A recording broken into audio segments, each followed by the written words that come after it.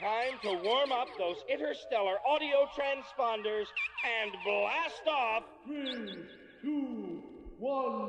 Beyond the farthest star with today's atom-powered episode of Rip Jarvis of the Space Cadets. The further continuing exploits of Ace Space Cadet Rip Jarvis and his robot buddy DVD Duda in the 94th century.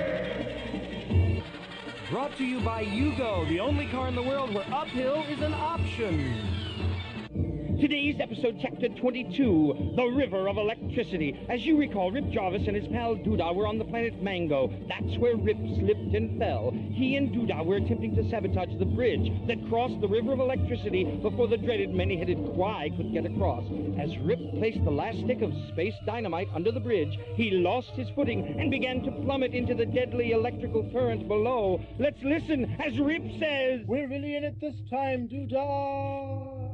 Duda grapples in vain when, at the last possible second, a sudden and unexpected freak gust of wind blows from the east and pushes Rip into Duda's grasp and back onto good old solid Mango Firma. Quick, Duda, behind this rock. The dreaded many-headed Quai, oblivious to the trap, march across the bridge. The space dynamite explodes, and the mutants tumble into the river below where they die, writhing in unfathomable agony. Come, Duda, off to Wicked City. We must rescue the princess. And her handmaiden Esther. In Castle Wicked, the insidious and diabolical Dr. Morpheus G. Blackguard continues to torture Princess Cumley. While her handmaiden looks on, suddenly Esther has a plan. Look, over there! Her captor's attention diverted, Esther escapes. She runs randomly through the streets of Wicked City. She opens a door and runs inside. Her momentary illusion of safety is splintered to ribbons when she discovers that she is actually inside a huge hot chocolate factory. And walking towards her is the protector of that factory, the Marshmallow Guardian. Ugh, what a hideous beast. 100-foot-tall monster made of marshmallow. The sailor's hat on his head doesn't belie the terror that Esther faces. Is this the end? We'll be back after this. What happens when an orphaned boy finds himself alone, without a friend or even a dream on the city streets of New York? Well, little Billy found a friend and a whole bunch of crazy dreams to boot when he met Mimey, a happy, whimsical street mime with a smile for everyone and more than a little inkling about mischief and adventure. Join us tonight for another heartwarming, smile-producing tale of me and Mimey. What sort of cuteness will Mimey get into this time, and how will little Billy get him out? And what important lesson about life will we learn? It's all in the fun, the laughter, the tears, and the hugs of me and Mimey. Tonight's episode, Mimey's throat ripped out by a rabid pit bull. Join us. It's a good one.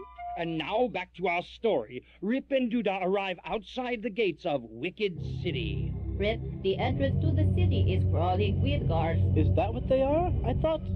Never mind that. Do you see that guard standing over by that big rock just out of sight of the others?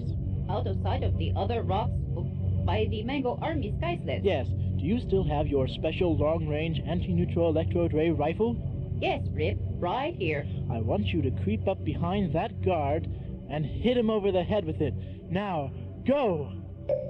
It's an effective piece of equipment. Good work. Now, let's take his sky sled. He won't be needing it any longer. We'll fly into the city. And off they go, soaring high into the air. What's this? The sky sled malfunctions directly over the deepest part of the city. Oh, no! Duda, we're going to crash! What do we do now, Rip? This is a fix. Rip and Duda ready to crash and burn, Esther being threatened by a 100-foot-tall Marshmallow Guardian, and the princess is still a captive in Castle Wicked. What will they all do?